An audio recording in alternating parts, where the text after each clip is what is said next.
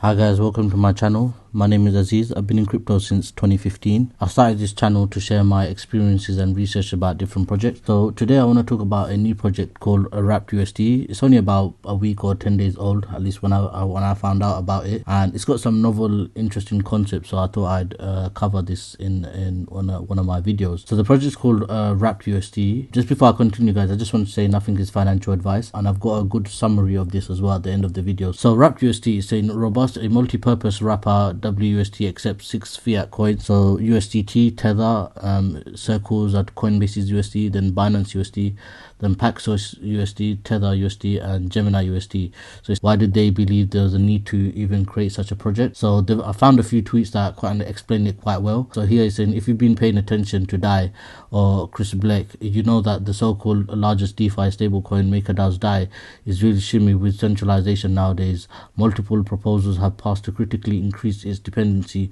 on fully centralized fiat coins. The justification for this is apparently scalability and real-world something. The claim goes, sure, liquidity for LUSD is great, but its market cap is puny, and Reflexa Finance's RAI might as well not exist. Scalability apparently trumps all. So here you can clearly see that DAI and some of the stable coins, they're basically moving towards centralization, or they're not as decentralized as they claim to be, or what some of the community want them to be, right? So that's where WUSD thought there's a need to create WUSD, right? So the justification for this, apparently, sorry, I read that, but this arises the question: if foregoing decentralization in the name of scalability is an acceptable compromise, why is DAI and Frax Finance's Frax as complicated as they are? Why don't just drop the game of pretend decentralization and just simply wrap fiat coins?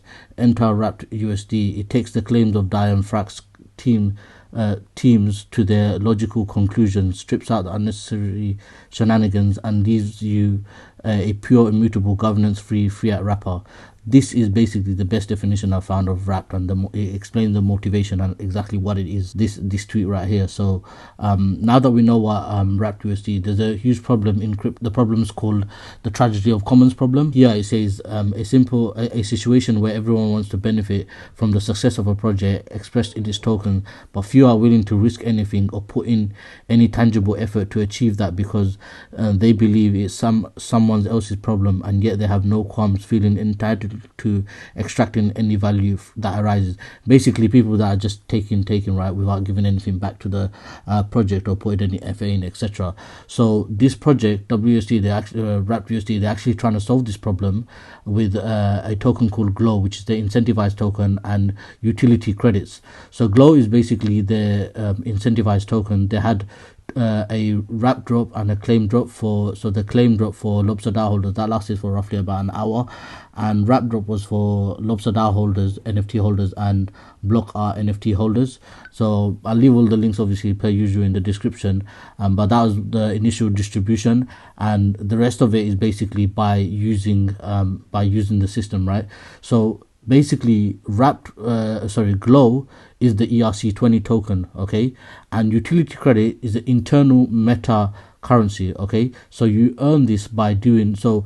The reason why this is important is if you bought Glow or you earned Glow, you can't transfer it or sell it. You need utility credit. So that's why this is important to understand. So what is utility credit? Here we can see there's 3 ways of earning credit.